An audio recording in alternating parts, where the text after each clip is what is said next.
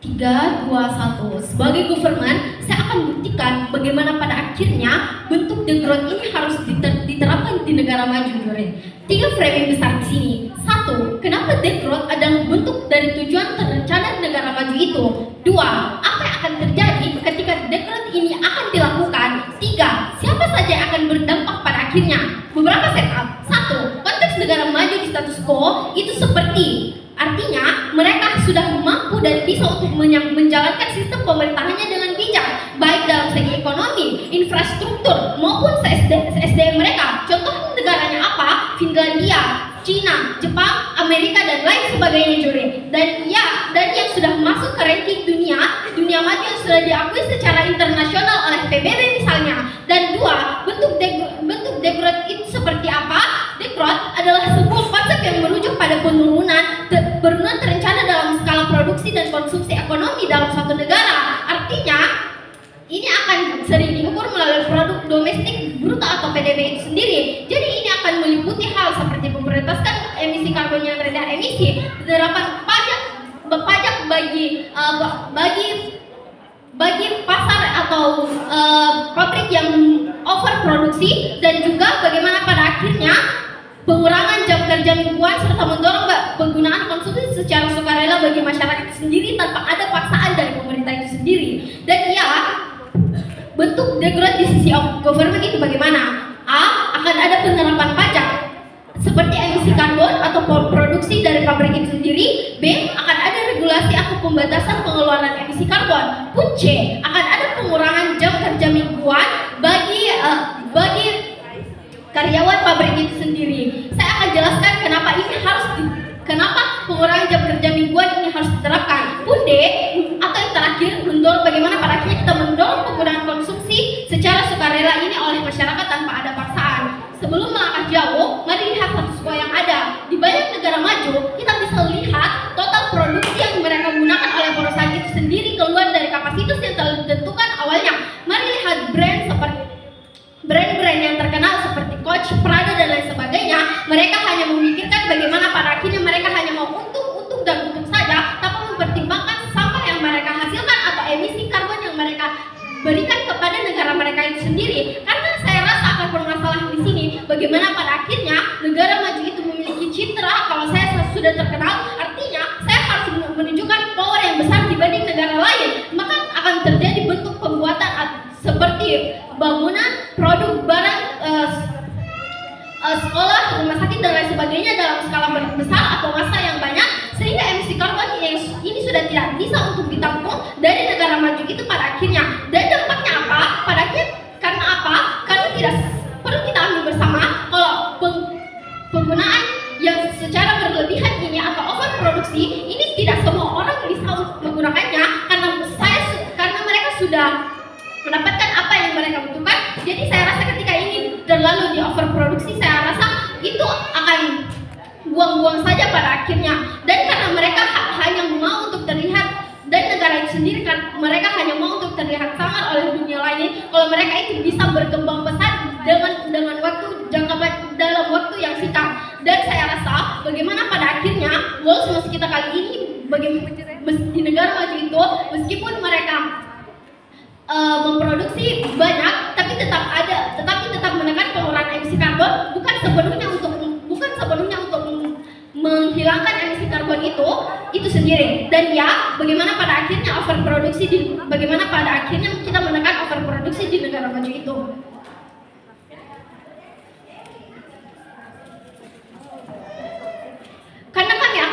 Tapi beberapa alasan utama. 1. Bagaimana pada akhirnya bentuk manifestasi perihal degrowth itu baik dalam skala nasional atau internasional juga. A. Ini bersifat sukarela. Artinya, saya sudah set up kalau mereka akan dikenai pajak karbon. Jadi akan ada bentuk atau batasan yang hadir di masyarakat. Masyarakat ini nggak baik kalau berlebihan. Artinya, pemerintah pun B. Karena ini hadir dari pemerintah itu sendiri atau aktor itu sendiri yang membuat kebijakan ini. Jadi saya sebagai masyarakat mau tidak mau saya harus patuh terhadap itu, karena pemerintah sudah jelaskan kepada saya kalau kamu berlebihan dalam overproduksi maka kamu harus membayar pajak yang lebih tinggi dari apa yang sudah ditetapkan dari kontrak awal yang kita buat sebelum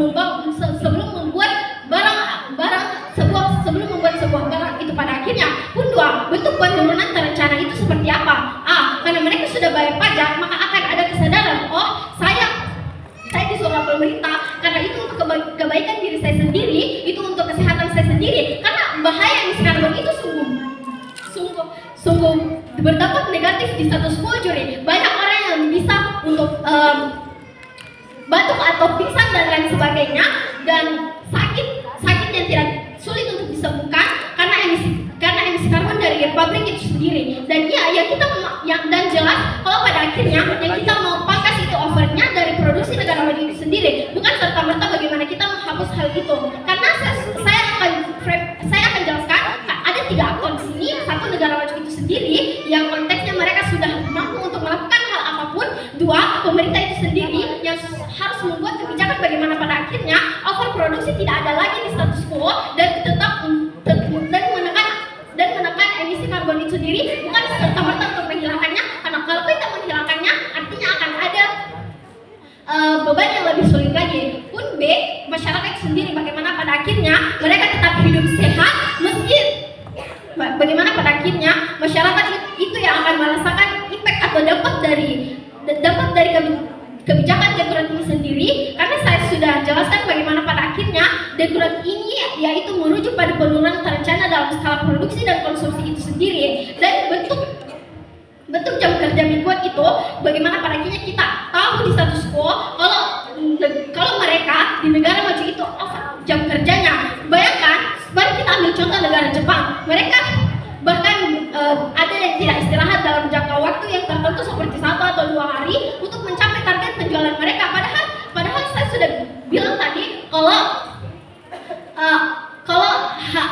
ada sudah hal yang ditentukan, tapi mereka tetap overproduksi. Dan pada akhirnya ini akan berdampak pada kesehatan pekerja itu sendiri. Karena kesehatan pekerja itu sendiri, mereka bisa jatuh sakit karena mereka tidak cukup untuk istirahatnya, dan kerja mereka tidak akan optimal juga pada akhirnya. Tapi kalau dengan alasan semua bangga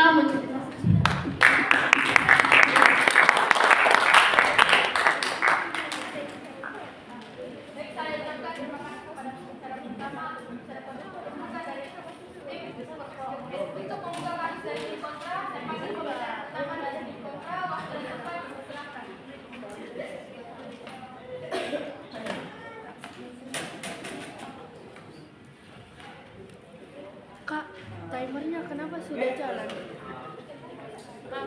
boleh orang ini. Makasih Kak.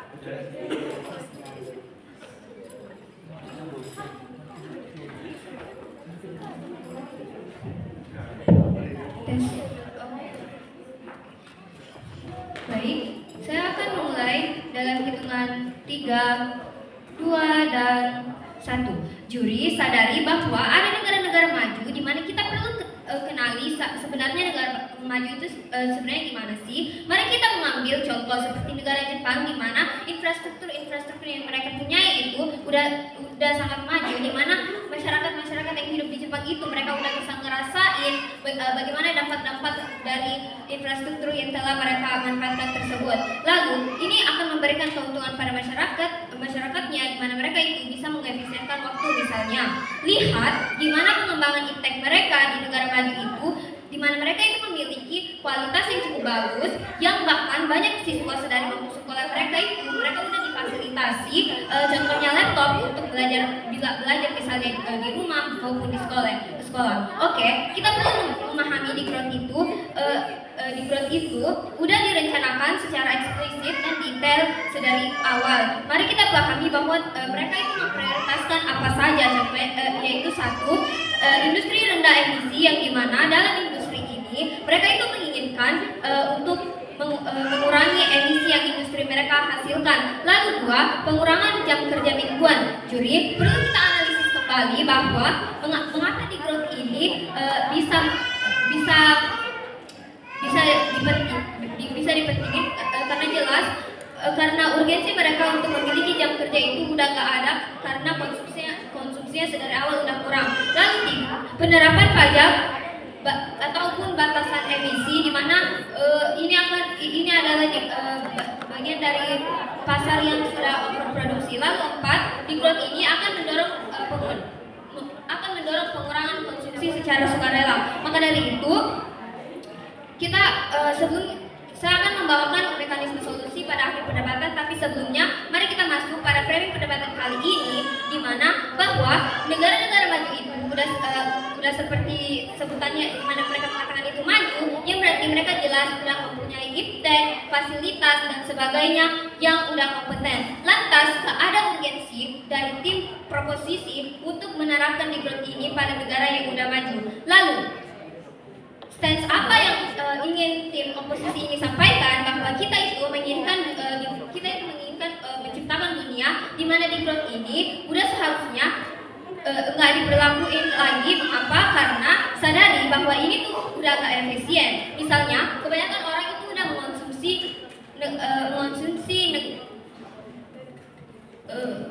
negara maju, gimana negara yang masih berkembang ini atau belum maju itu, ini akan menjadikan perputaran ekonomi stop di situ-situ saja, sehingga apa? Ini akan tidak akan memberikan dampak-dampak positif bagi negara-negara yang misalnya dianggap tidak maju. Terima kasih. Lalu, mari kita masuk pada mekanisme solusi yang akan kami bangun untuk menyelesaikan permasalahan kali ini. Di mana degrowth ini itu memprioritaskan industri yang rendah emisi. Ini sebenarnya kita tidak memerlukan degrowth ini, karena kita akan melakukan dengan cara gimana? Kita akan mengembangkan teknologi yang dimana ini akan membantu industri-industri secara lebih eco-friendly. Bagaimana posibilitas hal ini akan terjadi, di mana konteks ini kan konteks perdebatan kali ini itu negara maju, sehingga pengembangan teknologi itu sudah ada dan baik, silakan. Saya rasa dengan penggunaan eco-friendly yang kamu katakan itu tidak akan bisa pernah menekan emisi karbon. Artinya negara maju akan menjadi negara yang semakin banyak menyumbang emisi karbon di dunia global itu sendiri, cuy. Ini yang tidak pernah mereka atasi, sehingga saya rasa itu tidak dapat dikredit dari poin mereka. Baik, kamu salah karena aku belum menyelesaikan mekanisme solusi yang akan aku sampaikan untuk menyelesaikan permasalahan kali ini. Oke, baik, kembali pada posibilitas mekanisme yang telah saya sampaikan tadi, di mana ini sudah terjadi sangat besar, di mana sumber dayanya itu akan membuat teknologi-teknologi di negara maju ini semakin berkembang dan eco-friendly. Lalu dua, ada prioritas yang akan disampaikan yang telah diprioritaskan oleh degrowth ini, yaitu penerapan pajak atau batasan emisi. Kita akan menerapkan pajak pada industri ataupun memberlakukan batasan emisi. Sebenarnya ini kita nggak menemukan degrowth lagi. Lalu bagaimana cara yang akan kami lakukan untuk mengajukan solusi kami, di mana kami akan membuat peraturan perpajakan yang lebih ketat dan tinggi pada industri yang melebihi batasan emisi, sehingga industri-industri ini akan menyadari urgensi dari hal tersebut. Lalu saya ingin mengajukan beban pembuktian pada tim proposisi, di mana bagaimana sisi mereka itu dapat membuktikan dampak ekonomi yang gak akan seluruh di sisi kami. Oke, baik, terima kasih. Bangga menjadi tim kontra.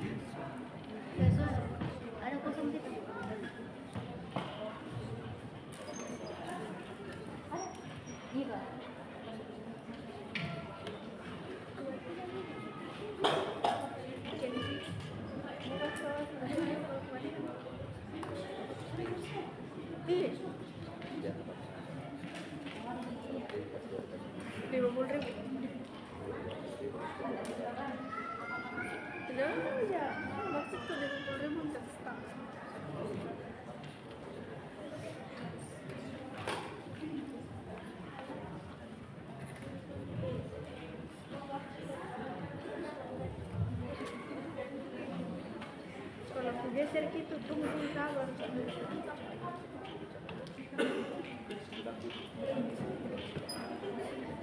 Dekat apa blok kawan ada.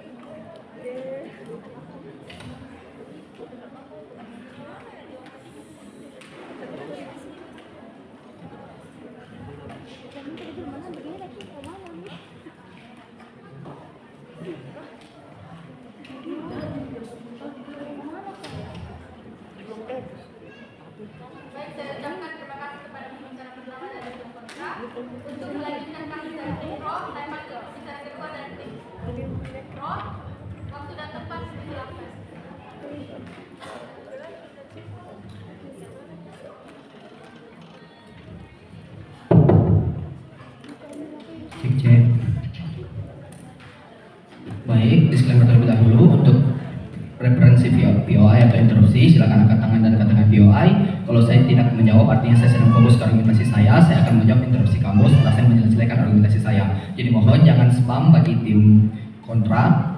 Baik, melanjutkan kasus dalam 3, 2, 1. Saya negara maju, keuntungan saya sudah besar, tapi saya ingin untuk mendapatkan lebih banyak keuntungan. Masalah lingkungan saya tidak lihat. Tapi apa sebenarnya rebuttal dari sisi proposisi kepada sisi kontra? Satu, saya rasa bentuk penggambaran dari sisi dari sisi oposisi yang menggambarkan tentang negara Jepang yang sedari kecil telah diberikan infrastruktur seperti di sejak jenjang pendidikan mereka diberikan tablet, mereka diberikan infrastruktur yang berteknologi modern. Saya rasa itu keluar dari konteks emosi pun kalau ini masuk konteks emosi ini dismisif karena ini tidak pernah dijelaskan secara eksplisit sih mereka. Jadi saya rasa frame mereka tentang negara Jepang ini runtuh.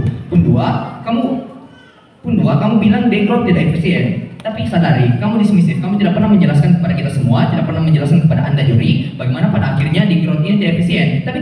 Tapi pun kami pada akhirnya akan mengamini bahwa pada akhirnya bentuk dari background ini akan menurunkan skala produksi. Tapi saya akan menjelaskan kepada Anda kenapa ini pada akhirnya lebih baik pada argumentasi utama saya. Tapi tiga, saya rasa ini mesti analisis. Jadi ketika kamu menghadirkan bentuk mekanisme, kamu tidak menjawab beban musi ini karena sadari musi ini mesti analisis. Jadi beban dari kedua sisi adalah membuktikan kepada Anda bahwa pada akhirnya apakah negara maju pada akhirnya bisa memanifestasi bentuk kebijakan di growth ataupun tidak. Saya rasa kalau mereka menghadirkan mekanisme itu tidak akan benar kredit di sisi mereka. Pun kalau saya bisa bidas mekanisme di sisi mereka, juri tekankan pada saya bahwa jangan pernah kredit ataupun dari mekanisme mereka. Sadari kalau mereka ingin membuat robot eco-friendly secara masif, tapi mekanisme mereka notabene masih mengambang. Mereka tidak pernah menjelaskan secara eksplisit kepada juri bagaimana bentuk mekanisme yang akan hadir di sisi mereka. Mereka hanya bilang akan membuat robot eco-friendly, tapi mereka tidak akan pernah mengatakan terbuat dari apa robot itu. Tapi sadari kalau mereka ingin membuat inovasi baru seperti robot eco-friendly, ini membutuhkan riset yang sangat lama juri. Karena sadari tidak segampang itu untuk membuat robot eco-friendly ini. Tapi kalau ini hadir di argumentasi B2 mereka tentang penjelasan mekanisme tentang masalah riset, itu adalah mirror dari argumentasi saya. Tapi pada akhirnya kalau akan ada bentuk manifestasi pada pembuatan produk robot eco-friendly ini, sadari pada produksinya itu bisa saja menghasilkan emisi karbon yang luar biasa karena mereka akan membuat ini secara masif dan pada akhirnya perusahaan-perusahaan ataupun perusahaan-perusahaan pabrik di negara maju itu akan menggunakan teknologi ini. Jadi saya rasa ini akan dibuat secara masif dan ini akan memperburuk keadaan emisi karbon yang ada di status quo. Pada bangun kasus, sadari mesti analisis. Jadi beban dari kedua tim adalah membuktikan kepada Anda bahwa pada akhirnya apakah bentuk kebijakan di growth itu layak termanifestasikan dalam negara-negara maju. Tapi apa sebenarnya beban dari sisi proposisi? Sisi proposisi akan membuktikan kepada Anda bahwa pada akhirnya negara-negara maju itu pantas dan negara-negara maju bisa memanifestasi bagaimana bentuk di growth itu sendiri. Tapi sadari, tiga aktor stakeholder, satu negara maju, dua pemerintah, dan tiga masyarakat itu sendiri. Tapi kenapa bentuk di growth negara maju lebih bisa termanifestasi di status quo? A. Negara maju dalam konteks musim ini adalah Soviet telah memberikan frame kepada Anda bahwa pada akhirnya bentuk negara maju di status quo seperti sekarang ini adalah seperti negara maju yang telah tercukupi dalam hal infrastruktur, sumber daya manusia, ekonomi, dan lain sebagainya. Pun pada akhirnya Soviet telah menjelaskan kepada Anda framing bagaimana negara maju itu ada. Jadi sehingga pada akhirnya B. Bagaimana pada akhirnya bentuk manifestasi perihal di growth di negara maju itu baik bagi skala nasional maupun internasional. Satu dalam skala nasional, dalam di growth akan ada check and balance antar publik, masyarakat, dan negara. Karena publik akan dibatasi bentuk produksinya. Jadi saya rasa pada akhirnya Soviet telah menjelaskan kepada Anda bahwa di sisi kami akan ada pajak emisi karbon sehingga para pabrik bisa untuk lebih menjaga bagaimana bentuk produktivitas sisi mereka. Karena sadar di konteks masih ini adalah negara berkembang, artinya masih ini berkonteks negara maju. Pada akhirnya pabrik-pabrik dan lain sebagainya itu telah berproduksi dan saya rasa kebutuhan dari masyarakatnya itu telah terpenuhi. Jadi saya rasa kalau hal ini terus dibiarkan, ini hanya akan menjadikan overproduksi dan pada akhirnya emisi karbon tidak akan pernah terselesaikan di sisi mereka. Tapi pada akhirnya akan ada bentuk pengurangan jam kerja di sini dari sesuai konteks salin informasi bahwa pada akhirnya ini akan mendorong penggunaan kerja mingguan serta mendorong pengurangan konsumsi secara sukarela oleh masyarakat. Tapi saya akan menjelaskan kepada Anda bagaimana sebenarnya hal ini bisa termanifestasi. Sadari bahwa bentuk pengurangan jam kerja itu perlu karena sadari di konteks negara maju rata-rata orang itu kerja rata-rata orang bekerja dengan produktif. Jadi saya rasa ini adalah salah satu bentuk untuk menghargai kinerja mereka, karena mereka telah kerja, maka ini adalah bentuk apresiasi kepada mereka. Jadi pada akhirnya kalau mereka mengkhawatirkan tentang silakan. Saat kamu bilang bahwa pada akhirnya itu akan ada overproduksi, tapi kamu nggak pernah jelasin gimana sih pada akhirnya parameter overproduksi di sisi kamu. Oke, saya rasa Soviet telah memframing musik ini secara baik, padahal konteks negara ini adalah negara maju. Pada akhirnya negara maju itu rata-rata dalam memenuhi bagaimana bentuk kebutuhan dari negara itu sendiri. Jadi saya rasa kalau bentuk pemenuhan kebutuhan yang terus diproduksi dan diproduksi ini akan menjadikan overproduksi. Jadi saya rasa interupsi kamu itu gampang dan tidak akan pernah dikritik sama juri. Tapi pada akhirnya bagaimana dengan skala internasional itu sendiri? Sadari bahwa negara maju banyak mengeluarkan karbon ataupun emisi, sehingga ketika ini ditekan dalam bentuk degrowth, itu akan berdampak pada emisi global ataupun emisi dunia, sehingga pada akhirnya bentuk penekanan emisi di dunia itu akan lebih sehat pada akhirnya Joy. Tapi dua, bagaimana pada akhirnya seluruh kekhawatiran lawan mengenai A, kebutuhan masyarakat, B, kebutuhan masyarakat bisa terkurangi, B, kebutuhan negara maju bisa berkurang, dan C, produktivitas negara itu bisa berkurang. Tapi A, sadari konteks Mosei ini adalah negara maju, artinya negara ini telah bisa memenuhi seluruh kebutuhan masyarakatnya. Malah negara maju ini cenderung overproduksi, sehingga bentuk emisi berlebihan akan ada. Tapi yang kami ingin bukanlah menghilangkan bagaimana bentuk pabrik-pabrik itu sendiri. Kami ingin menghilangkan bagaimana bentuk overproduksi itu sendiri. Jadi saya rasa ini akan baik secara skala nasional maupun internasional, Johnny. Tapi B, sadari negara maju sudah overproduksi. Saya telah menjelaskan kepada Anda, SUP telah menjelaskan kepada Anda bagaimana negara ini sudah overproduksi. Tapi mereka tidak pernah menyinggung hal ini. Silahkan. Saat kamu bilang bahwa pada akhirnya negara maju tetap akan bisa mengakomodasi seluruh rakyatnya, tapi gimana pada akhirnya kalau tetap seluruh industri kamu tetap menerapkan degrowth itu sendiri, yang pada akhirnya tetap akan ada penurunan dalam segi lapangan kerja misalnya. Oke, kalau masalah segi dari lapangan kerja itu sendiri, sadari negara maju sudah di-framing oleh bahwa pada akhirnya maju ini telah memenuhi semua kebutuhan dari masyarakat itu sendiri, baik dan sebagainya. Jadi kalau kamu mengatakan bahwa tidak akan ada pengurangan bentuk kerja di sisi kami akan mengurangi bentuk produktivitasnya, bukan mengurangi lapangan pekerjaannya. Jadi saya rasa yang terus mereka ngomong dan itu tidak akan bisa dikritik. Tapi bagaimana pada akhirnya C, kami tidak akan membuat produktivitas negara berkurang, tapi kamu mau negara maju bisa menjaga bentuk produksinya. Sadari kami yang ingin kami hilangkan ada bentuk overproduksinya, karena ini adalah salah satu alasan kenapa emisi karbon secara global itu bisa ada. Tapi bagaimana output di sisi kami kalau ini termanifestasikan pada akhirnya? Negara maju tidak akan mendapat stigma buruk dari negara lain. Sadari kalau kamu tidak menerapkan di negara maju kamu sendiri, kamu akan dicap oleh negara lain bahwa kamu itu buruk, karena pada akhirnya kamu telah mempunyai keuntungan yang besar, tapi kamu tetap ingin untuk mengambil keuntungan dari yang lain, sehingga kamu membuat emisi karbon yang begitu tinggi, sehingga pada akhirnya stigma buruk terhadap negara kamu itu akan ada atas berbagai alasan mendukung musik.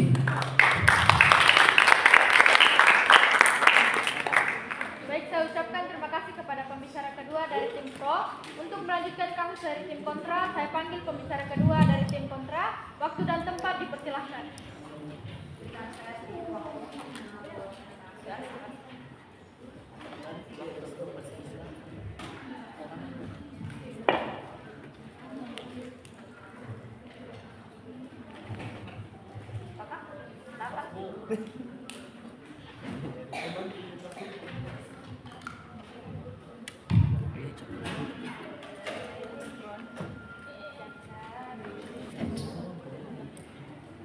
Disclaimer, semua yang saya sampaikan adalah untuk kepentingan debat dan ini tidak akan merepresentasikan diri saya di dunia pribadi.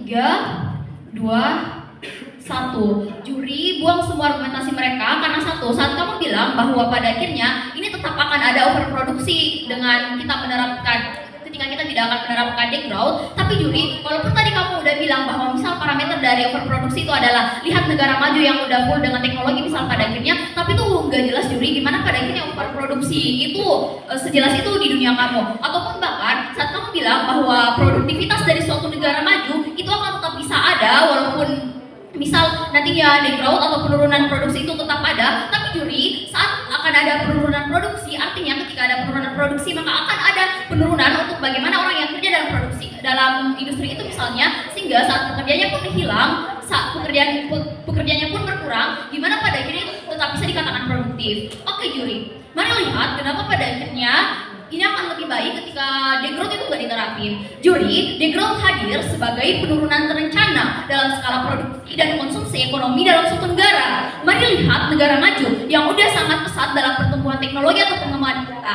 Satu, penerapan degrowth tidak harus terjadi di negara maju karena ada cara lain tanpa harus penurunan terencana dalam skala produksi dan konsumsi. Mari bahas satu-satu. Kenapa pada akhirnya ini akan lebih baik kalau nggak diterapin? A. Sadari negara maju dan didukung dan segala aspek tidak seperti ekonomi bahkan teknologinya. Saat government khawatir kalau ini akan berdampak kalau degrowth itu nggak diterapin pada lingkungan, yaitu peningkatan emisi pada akhirnya. Tapi mari kita lihat bagaimana sebenarnya dunia oposisi itu walaupun degrowth nggak diterapin, lingkungan itu bisa tetap terjaga.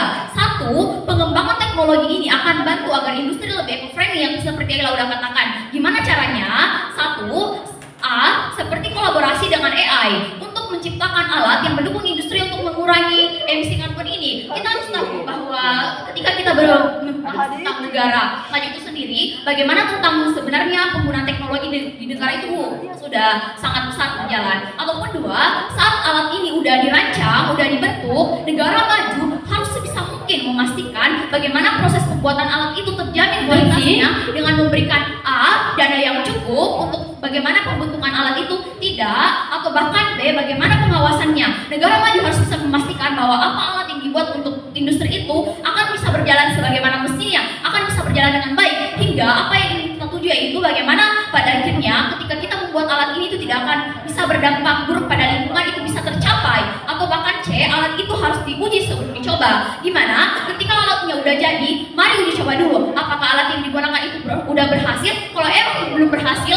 mari kita buat lagi. Ataupun induksi alat-alatnya, iya silakan. Kalau mereka mau pengembangan teknologi dengan kolab dan AI, artinya mereka mau membentuk sesuatu yang baru, akan ada emisi karbon. Ketika mereka membentuk yang baru, akan begitu banyak produksi di sistem mereka. Itu adalah bentuk produksi di sistem mereka, Dewan Juri. Sehingga saya rasa penekanan emisi karbon tidak akan pernah teratasi di sistem mereka pada akhirnya.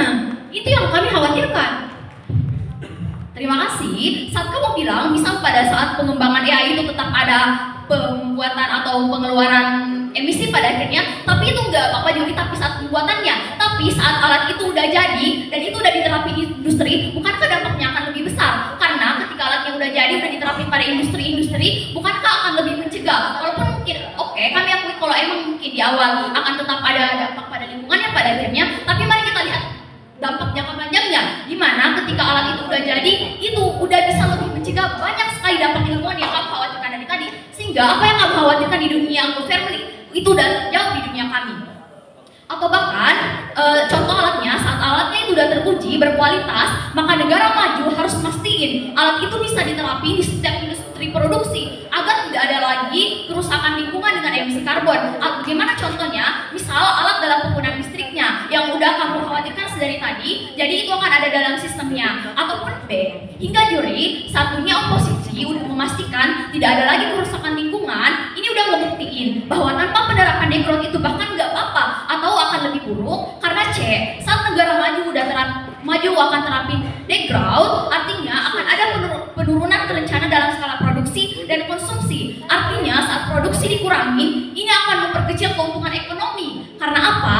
Satu, lapangan kerja yang semakin kecil, orang-orang akan dapat sedikit kesempatan. Saat kamu udah dapat sedikit kesempatan karena produksi yang udah menurun, atau bahkan pemberhentian kerja. Karena apa?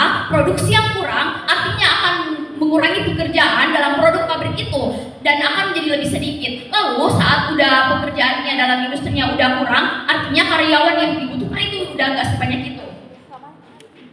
Ataupun dua, saat lapangan kerja ini udah kurang, bahkan akan dikurangkan dalam jam kerja mingguannya misalnya yang udah kamu bilang dalam dunia government, artinya saat waktu kerja ini udah dikurangin, kamu itu akan dapat gaji yang lebih sedikit, hingga faktor ekonomi itu akan lebih mempengaruhi di dunia kamu. Oke, kami akui walaupun kamu bilang bahwa negara maju pada akhirnya tetap bisa mengakomodasi, tapi juri, gimana pada akhirnya kalau akan diterapin dalam semua industri?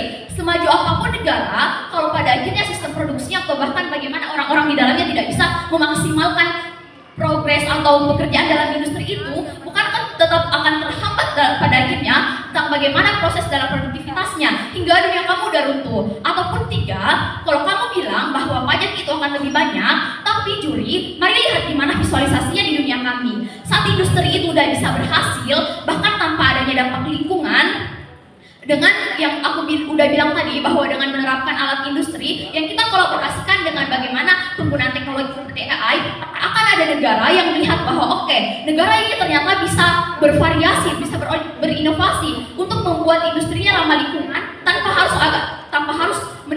harus menerapkan degrowth pada negaranya. Dan saat udah banyak yang melirik industri dalam negara kamu misalnya, di mana pada akhirnya walaupun pajak akan tinggi, tapi bagaimana dampak pada industri itu udah lebih maju hingga pada akhirnya mereka akan tetap bisa untuk membayar pajak. Ataupun dua, kenapa pada akhirnya akan lebih baik kalau nggak ada rapid degrowth dan dampak juri, dampak lingkungan juga akan terminimalisir di dunia kami juri dengan pembuatan alat yang aku udah bilang, atau bahkan B, dimana pada akhirnya dampak ekonomi itu akan terpenuhi di sisi kami, yang dimana dari tadi walaupun government terus bilang dimana pada akhirnya kalau negara maju itu tetap bisa membuat rakyatnya sejahtera, tetap bisa mengakomodasi, tapi kamu nggak pernah ngejelasin secara benar gimana pada akhirnya walaupun lapangan kerjanya udah kurang, mereka tetap bisa hidup atau bahkan bagaimana produktivitasnya walaupun itu adalah negara maju. Hingga ini udah jadi penimbangan bahwa kenapa pada akhirnya ketika suatu negara itu akan nerapin degrowth itu akan lebih buruk, dan kenapa pada akhirnya dunia kami oposisi ketika itu nggak nerapin degrowth itu akan lebih baik, hingga mengapa pada akhirnya kami harus dimenangkan. Bangga mendukung MOSI.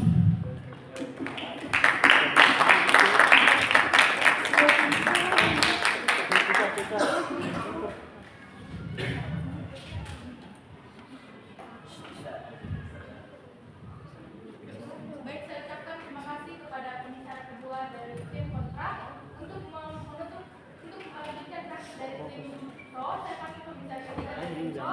Dipersilakan. Saya Nanda, merebut kasus dan menutup kasus dari pihak government dalam 3, 2, dan 1. Gak perlu khawatirkan negara maju dengan segala persoalan tentang gaji, karena P1 dan P2 saya sudah framing kalau negara maju adalah negara yang sudah mampu, fasilitasnya sudah ada, infrastrukturnya sudah merata, dan pada akhirnya negara sudah menjamin kehidupan kamu dari kamu lahir. Itu sudah ada di status quo di negara Brunei, misalnya Dewan Juri yang sudah menjamin kehidupan seorang anaknya dari lahir. Tapi oke, mari kita bingkai beberapa analisis kenapa oposisi salah sedari awal Dewan Juri. 1, mereka datang kepada kita dengan mengamini semua konteks negara maju. Itu saya akan jelaskan. Tapi 2, mekanisme di sisi mereka, degrowth itu nggak harus ada karena ada teknologi eco-friendly yang mereka mau buat. Tapi P2 mereka hadir dengan mereka bilang mau untuk collab dengan AI. Bingung karena mereka belum pernah jelaskan kepada kita bentuk eco-friendly yang ada di sisi mereka itu seperti apa, dan mereka tetap mau untuk collab dengan AI, sehingga saya rasa kedua mekanisme di sisi mereka tidak akan pernah terjelaskan kepada kita semua. Dan ketika itu hadir di P3, saya rasa sudah terlambat karena sudah terbantahkan sedari awal. Tapi ya, saya sudah bingkai kalau eco-friendly itu akan membuat pembuatan emisi karbon yang akan lebih banyak produksinya. Ketika hari ini kita mau membuat eco-friendly, kita membutuhkan begitu banyak, mungkin baterai dan lain sebagainya. Ini yang akan membuat emisi karbon di pihak mereka itu ada, karena ini produksi mereka itu jelas Dewan Juri.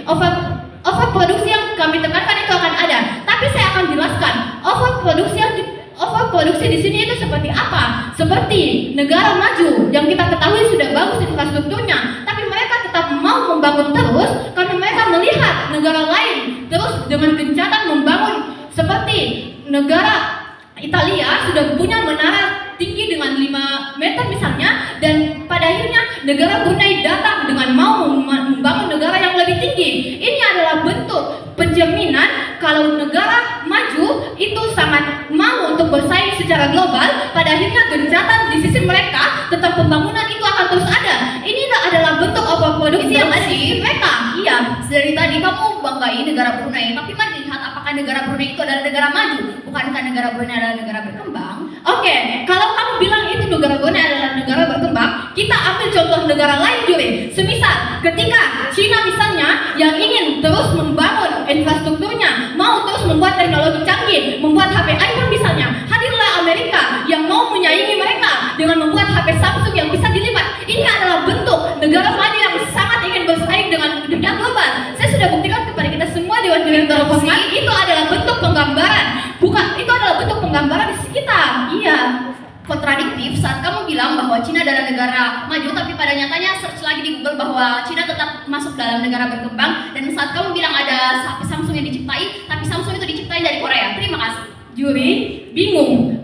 Hadir dengan analisis kalau mereka bawakan dengan Google. Tapi sadari, dunia sudah mengakui kalau negara Cina itu sudah maju lah Juri. Tapi saya rasa konteks mosi ini bukan memperdebatkan negara maju seperti apa, tapi ya saya akan jelaskan lebih lanjut.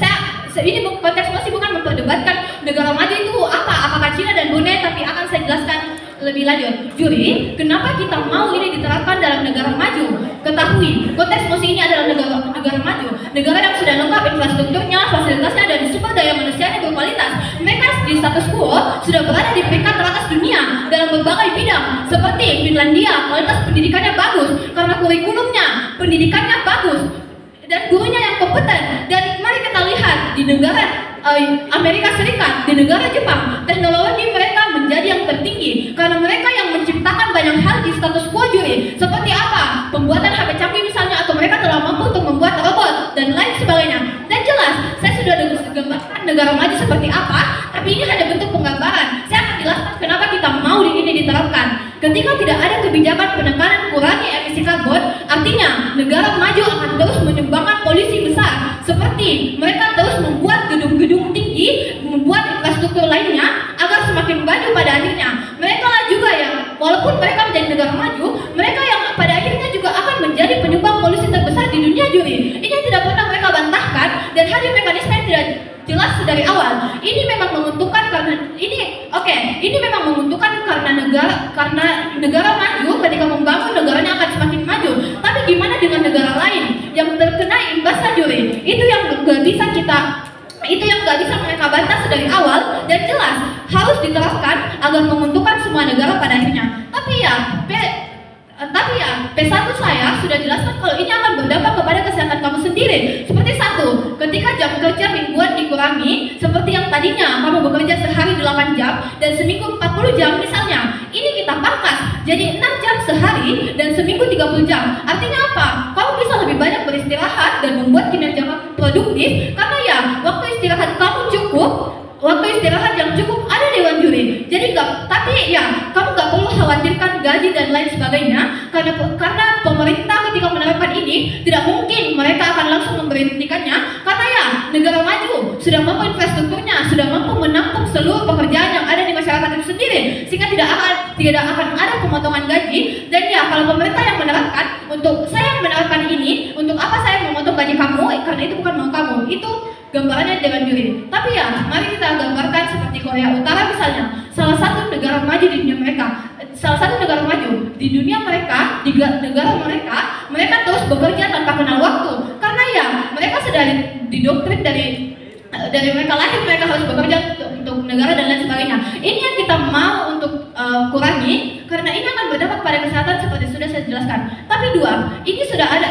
Tapi ya, saya akan jelaskan penerapan pajak yang tinggi untuk pabrik yang mau memproduksi sesuatu. Seperti ini adalah bentuk ketika negara menerapkan pajak ketika kamu mau membuat sesuatu yang tinggi emisi karbonnya, ini akan negara berikan pajak yang tinggi. Artinya para industri atau pabrik akan berpikir 2 kali ketika mereka mau membuat hal tersebut, karena ya pajak yang dikeluarkannya cukup tinggi, dan ketika saya membangun hal tersebut, pada akhirnya tidak ada jaminan saya akan balik modal.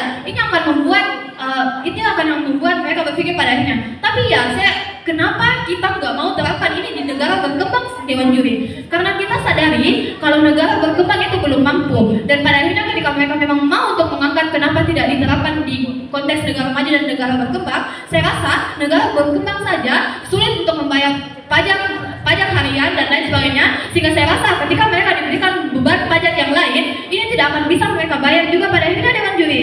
Dan ya semua kekhawatiran di mereka sudah saya bantah dan sudah saya jawab, dan dengan semua alasan bangga mendukung masih.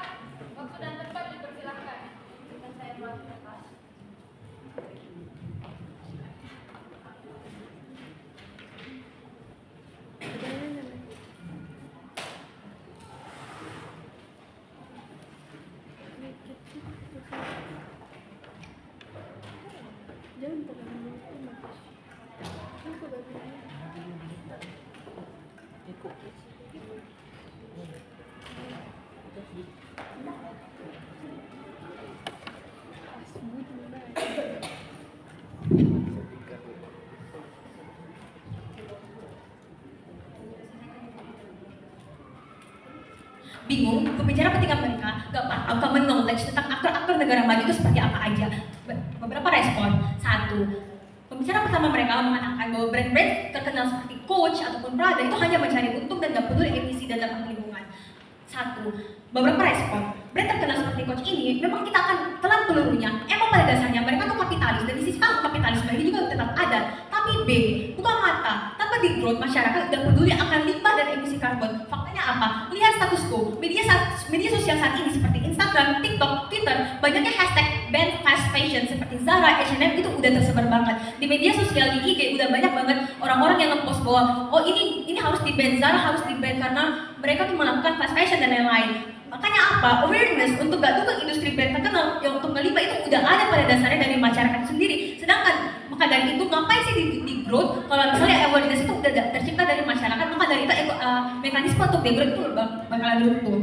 Dua, ketika mereka mengatakan bahwa alasan mereka mendukung di growth itu bakal terjadi satu secara sukarela ataupun ada pemerintah yang bakalan kasih tahu kalau industri ini overproduksi dan bakalan memberikan pajak kepada industri overproduksi tersebut. Mereka bilang bakalan ada kesadaran dari industri tersebut bahwa ini tuh ada demi kebaikan aku, demi kebaikan industri aku. Tapi kamu gak pernah jelasin alasan kamu, yaitu A, kenapa masyarakat akan sukarela untuk mengurangi konsumsi tersebut. Kenapa pada dasarnya bahkan di slide info kalau misalnya ini tuh dapat memprioritaskan pengurangan konsumsi secara sukarela, nggak pernah ada mekanisme kenapa pada akhirnya konsumen-konsumen ini mau secara sukarela untuk mengurangi produksi mereka, mengurangi konsumsi mereka. Dan B, ketika industri overproduksi yang kena pajak kenapa pada akhirnya industri yang overproduksi yang kena pajak ini bakalan langsung berpikir oh ini demi kebaikanku, atau mereka gak bakalan protes kepada pemerintahannya tersebut. Ini gak bakalan ngebuat check and balance pada akhirnya kepada industri-industri tersebut karena mereka udah kena pajak. Mereka tuh udah memajuin negara. Bayangin gini, aku adalah industri dan kamu adalah negara. Aku udah memajuin negara, aku udah membuat semua produksi, tapi kamu tiba-tiba datang memajakin aku merasa bakalan terugikan. Kan pada dasarnya sisi kamu tuh gak bakalan realistis karena industri ini bakalan merasa bahwa gak ada check and balance atau simbiosis mutualisme di antara kita berdua. Ketiga, berbicara kedua, mereka mengatakan bahwa negara Jepang itu overwork demi capai target penjualan. Maka dari itu mereka mengatakan bahwa ini akan menjustifikasi di growth itu sendiri. Overworking, contoh negara di sisi kamu itu sempit banget, yaitu Jepang. Pahami variabel lain kenapa Jepang itu bisa overwork, yaitu A, sejarah Jepang yang paksa mereka untuk working hard, yaitu sejarah-sejarah pada saat mereka melawan Amerika misalnya. Ataupun B, Jepang itu emang udah punya culture untuk working hard. Dia punya shame culture kalau nggak working hard. Pada dasarnya, tapi kita akan lihat negara-negara lain seperti Amerika misalnya, negara maju yang nggak ada kok urgensi untuk overworking tersebut.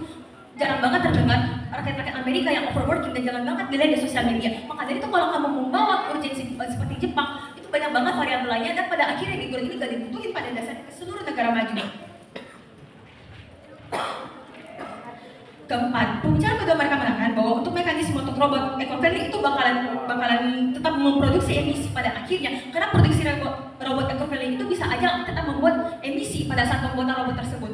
Sepertinya kamu tuh terjebak dalam nirvana syndrome. Apa sih nirvana syndrome itu? Nirvana syndrome adalah ketika kamu selalu membayangkan dunia secara selalu sempurna, selalu baik. Contoh kasusnya apa? Seperti pembuatan mobil Tesla misalnya. Mobil Tesla dibuat banyak sekali aktivis yang bakalan bilang kayak, oh dalam pembuatan mobil Tesla ini bakalan tetap memberikan emisi. Pada dasarnya jika kamu terus terjebak pada nirvana syndrome, kamu gak bakalan maju. Karena pada akhirnya kamu selalu melihat hal-hal negatif dan tidak bakal berfokus bagaimana hasil, bagaimana pada akhirnya bakalan ada teknologi-teknologi baru yang bakalan terbuat kalau kamu terus stuck, kalau semuanya hal itu harus no emisi.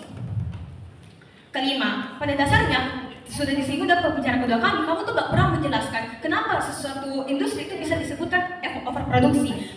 Meskipun kamu udah bilang bahwa pembicara kedua aku industri yang ngawang, tapi sampai bicara ketiga kamu gak pernah jelasin kenapa overproduksi itu bisa ada. Apa parameter kenapa industri itu bisa jatuh karena overproduksi? Bisa aja suplainya emang seperti itu, bisa aja memang kebutuhan atau demand-nya itu sebesar itu, makanya mereka bisa produksi dengan besar. Bayangin industri ini udah working so hard untuk membuat produksi itu, tapi tiba-tiba dibilangin dan dicap sebagai overproduksi dan bakalan dikasih pajak. Itu bakalan merugikan banget untuk industri pada akhirnya, dan negara maju ini juga bakalan terugikan karena mereka tuh gak check and balance dari industri tersebut. Silakan. Saya rasa kalau kamu bilang bahwa pada akhirnya pabrik-pabrik yang diberikan pajak karbon ini pada akhirnya akan merasa bahwa diri pabrik mereka itu akan tutup pada akhirnya. Tapi saya rasa ini terlalu ngambang karena pada akhirnya mereka sadar bahwa mereka adalah pabrik yang besar, sehingga bentuk pembuatan emisi karbon yang terjadi pada pabrik mereka itu besar, sehingga pada akhirnya itu harus dikenakan pajak karbon itu sendiri.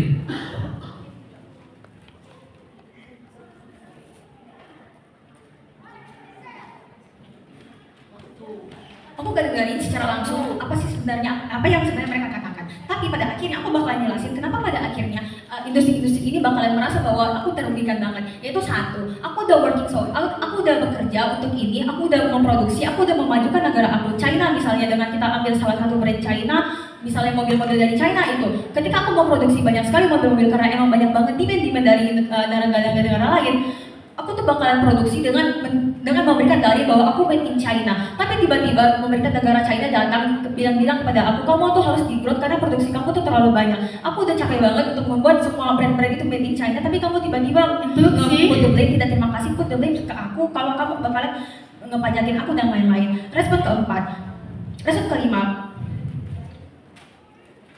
ketika pembicara kamu mengatakan bahwa negara maju itu nggak usah dikhawatirin karena gaji mereka udah terjamin, fasilitas sudah terjamin banget, kita aminin itu benar-benar terjadi di negara maju. Mari kita lihat status quo saat ini. Aku bakalan meruntuhkan framing mereka. Banyaknya unemployment rate dan juga homeless rate Amerika udah membuktikan bahwa pada dasarnya itu tuh bakalan tetap jadi urgensi. Kenapa pada dasarnya negara-negara maju itu masih punya kesempatan untuk nge-lay off karyawan-karyawan mereka, untuk membuat fasilitas-fasilitas yang tidak terjadi pada rakyat-rakyat mereka. Aku udah pembicara kedua kami udah mati. Tidak terima kasih. Kenapa pada dasarnya nggak ada urgensi untuk kamu membuat industri rendah emisi pada dasarnya, karena pada dasarnya kami tuh negara maju itu udah punya resources untuk membuat teknologi-teknologi eco-friendly. Tapi aku bakalan jelasin mekanisme lain, yaitu penerapan pajak ataupun batasan emisi. Untuk menerapkan pajak pada industri, kamu tuh nggak perlu ngelakuin degrowth. Itu terlalu banyak dampak negatifnya. Dampak negatif apa aja sih bakalan ada, yaitu skala produksi dan konsumsi yang besar banget jumlahnya negara maju itu bakalan bikin instabilitas. Kenapa bisa instabilitas? Itu satu, stok di pasar itu bakalan menurun, dan dua, jual beli itu bakalan stuck, dan tiga, ekonomi itu gak bakalan berputar. Karena kita lihat framing dari negara maju itu seperti apa. Negara maju itu punya adidaya ataupun power yang sangat besar dalam mengontrol roda ekonomi pada dasarnya. Maka dari itu analisis dampak degrowth itu bakalan bisa tetap berdampak pada aktor rentan, itu orang-orang yang bisa kehilangan pekerjaan. Gimana logical flow-nya? Skala produksi turun, maka kan kuantitas dan demand itu bakalan turun. Maka dari itu industri-industri itu gak bakalan dapat keuntungan lain, dan uang mereka tuh semakin menipis. Ketika kapitalis ini uangnya menipis, maka akan ada pembentukan konglomeraat. Ini bakalan terjadi di mana aja, bahkan di negara maju tersebut. Contohnya Google yang PHK besar-besaran pegawai mereka, ataupun persaingan AI seperti ChatGPT yang nge-lay off karyawan.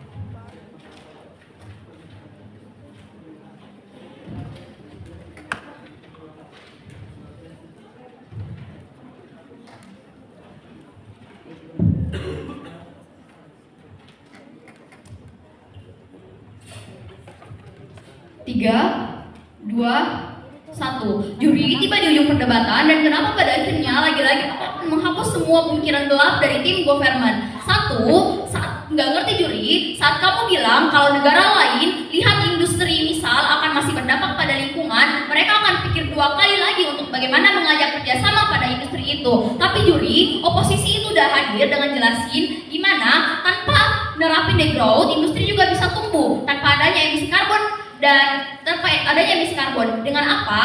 Yang aku udah bilang bahwa negara maju ini pada akhirnya bisa ciptain suatu alat yang akan kita gunakan dalam industri. Dan saat government khawatir bahwa akan ciptain lebih banyak emisi, tapi juri, walaupun di awal emang ada emisi yang diciptain dari adanya alat ini, tapi setelah alat itu udah jadi, maka apa yang menjadi khawatiran kamu bahwa akan ada lebih banyak emisi itu udah terselesaikan dan udah terakomodasi dengan lebih baik di dunia kami. Ataupun dua, ngambang juri. Ini adalah mosi untuk kita lihat gimana dampak baik dan dampak buruk saat degrowth itu ada. Tapi government nggak pernah jelasin gimana nantinya jika misal kamu nggak terapin degrowth ini, apakah itu akan jadi lebih baik pada akhirnya di dunia kamu. Ataupun tiga, mereka tidak menjawab beban pembuktian yang udah diberi Naila bahwa gimana di sisi mereka dampak ekonominya nggak akan jadi sefatal itu walaupun itu adalah negara maju yang kamu dan kamu banggakan. Ataupun empat, mereka nggak pernah mentinggi negara-negara maju ini padahal mereka udah mengkarakterisasi hal itu sehingga jelas bahwa mereka nggak paham negara maju ini sebenarnya gimana. Atau bahkan saat kamu mengambil beberapa contoh negara ya, tapi pada faktanya itu adalah negara-negara berkembang yang kamu ambil dan kontradiktif dengan apa yang kamu bilang.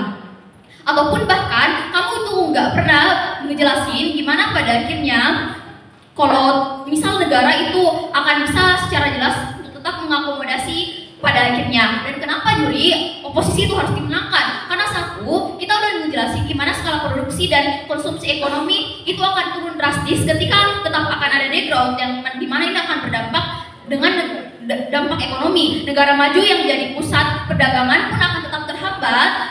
Kenapa? Ya karena negara maju itu akan memberi suplai barang kepada negara lain yang akan memberikan mereka perekonomian juri yang pada akhirnya meski mungkin di sisi mereka akan bawa bahwa akan ada perancangan terstruktur dan sebagainya, bahwa akan ada pemberian ekonomi dan pemberian dukungan yang lebih besar dan akan mengakomodasi ya, tapi pada akhirnya tetap jika misal semua industri akan melakukan penerapan itu gimana kalau tetap produksinya pada akhirnya akan tetap sedikit. Dan dua, kami udah juga jelasin gimana pada akhirnya walaupun tanpa degrowth tetap bagaimana kita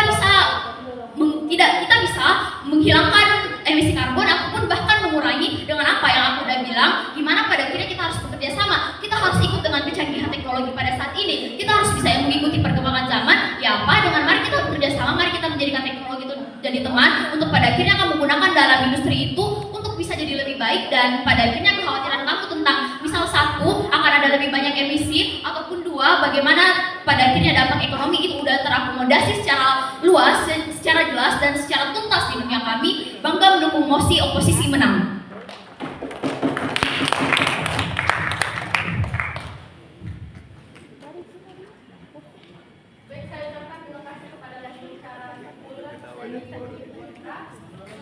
Saya yang paling menit ada satu ada dua.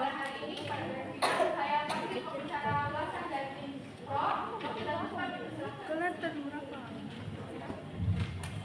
Baik, argumentasi kemenangan dari pihak proposisi akan mulai dalam hitungan 3, 2, dan 1. Saya negara maju, saya mengizinkan seluruh pabrik overproduksi emisi dibiarkan demi menjaga hal yang abu-abu. Itu adalah gambaran simpel bagaimana dunia di sisi kontra itu jalan. Tapi saya akan menjelaskan kepada Anda bagaimana pada akhirnya sisi proposisi itu menang. 1. Kami sudah menjelaskan kepada Anda secara eksplisit bagaimana frame mosi ini, baik itu secara urgensi dan bagaimana goals kami. 2. Kami sudah menjawab seluruh kekhawatiran lawan tentang pada akhirnya lawan terlalu mengkhawatirkan bagaimana pada akhirnya produksi itu akan dikurang, bagaimana pada akhirnya lapangan pekerjaan itu akan dikurangkan. Pada akhirnya saya telah menjawab beban tersebut dan saya mengatakan bahwa itu tidak akan terjadi karena kami akan memotong overproduksinya, bukan kami akan meniadakan pabrik tersebut. Tapi 3, kami sudah menjawab beban mosi karena sadar saya telah menjelaskan kepada Anda bahwa mosi ini adalah mosi analisis, sehingga pada akhirnya beban dari pro dan kontra itu tidak usah menghadirkan mekanisme, tapi membandingkan kedua hal. Apakah bentuk degrowth ini sudah pantas termanifestasikan kepada negara maju ataukah tidak? Tapi 4, kami sudah menjelaskan kepada Anda kenapa negara maju itu telah memenuhi syarat untuk melakukan atau memanifestasikan degrowth itu sendiri. Saya telah menjelaskan bahwa pada akhirnya negara maju itu adalah negara yang notabene overproduksi. P1, P2, dan P3 kami telah menjelaskan kepada Anda bagaimana dampaknya ini bagi skala nasional pun internasional. Pun pada akhirnya kalau negara maju dan melakukan degrowth akan muncul stigma buruk dari negara lain terhadap negara maju tersebut. Tapi 5, kami sudah menjelaskan kepada Anda bagaimana bentuk degrowth itu. Kami sudah menjelaskan kepada Anda bentuk degrowth itu adalah seperti 1, kami akan menerapkan pajak atau batasan besar terhadap emisi. Contoh, pajak emisi atau pajak karbon misalnya. Pun 2, kami akan melakukan pengurangan jam kerja minggu serta mendorong pengurangan konsumsi secara sukarela oleh masyarakat itu sendiri. Tapi sebenarnya apa kekurangan yang bisa membuat sisi oposisi itu kalah? 1, mereka tidak pernah melihat fakta bahwa negara maju telah banyak mengeluarkan emisi karbon. oke, kalau mereka mengatakan bahwa negara maju mengeluarkan emisi karbon, tapi mereka tidak pernah memberikan kontrafaktual ataupun dunia alternatif yang bisa meyakinkan pada juri bahwa pada akhirnya hal ini tidak apa-apa di status quo. Tapi dua, mereka hadir dengan mekanisme. Padahal ini masih analisis, saya telah menjelaskan kepada Anda bahwa pada akhirnya sistem mereka kontradiktif. Karena pada dasarnya mekanisme yang dihadirkan oleh P1 P2 mereka itu berbeda. P1 ingin membuat robot eco-friendly, P2 ingin berkolaborasi dengan AI dan menciptakan pabrik-pabrik yang notabene buah hijau. Tapi saya rasa ini terlalu dismisif dijelaskan di sisi mereka, jadi seluruh argumentasi mereka itu buang-buang waktu dan tidak akan bisa dikredit.